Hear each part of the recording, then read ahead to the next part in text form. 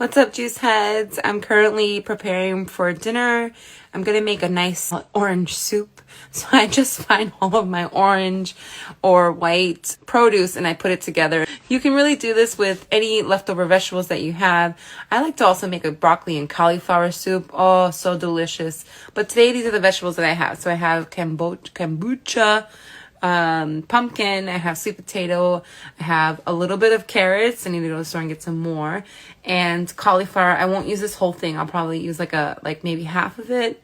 The process is we sweat out the root vegetables, so the garlic, the onion, ginger. If you have turmeric, you can add that to the bottom of a big pan and let that sweat out or saute. All right, guys, so here I have my pot here. I have the onions, garlic, and ginger. If you have turmeric, go ahead and add it.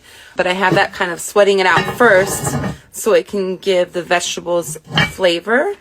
And here I have all my vegetables cut up, the cauliflower, the kombucha. I can never say it. It's not kombucha, guys. It's kombucha. I have carrots and sweet potato as well, and I ended up using a lot of the cauliflower, if not almost all of it. So it's to eye, you know. So there's two different ways that you can really mix this up, and this goes with all soups. You can add like a cream base. So if you want to have like an Asianist feel, if you want something creamy, maybe go with coconut cream. This one's organic. I like to actually get the real coconut and cut it up and make it into milk and then use that.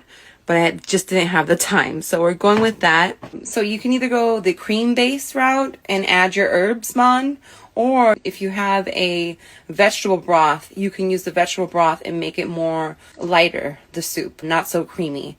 So it's either one. You can change it for a coconut cream base or even a cashew cream base.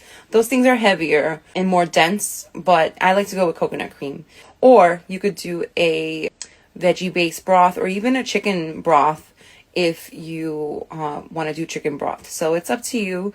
You know, this cleanse is more vegetable based, but it's all, you know, it's all step by step. Sometimes if I have chicken broth, I'll use a chicken broth. Just some things to keep in mind.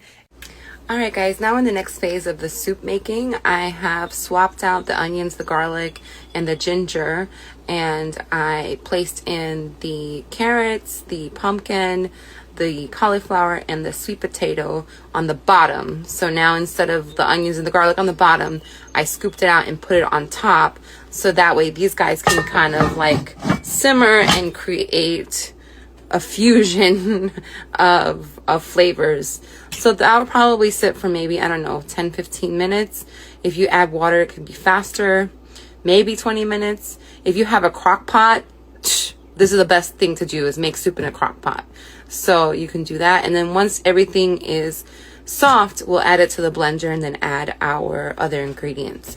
So keep this in mind. We're going to be like towards the end of the week, we want to be more soup centric because we're going to be heading into a juice cleanse next week. So the lighter we go, the easier the juice fast will be.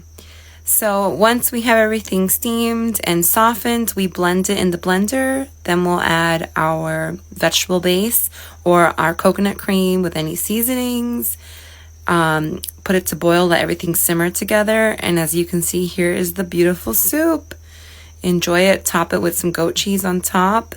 Enjoy. Here is the recipe. You can also find this on the course website. All right, guys, let's get souping.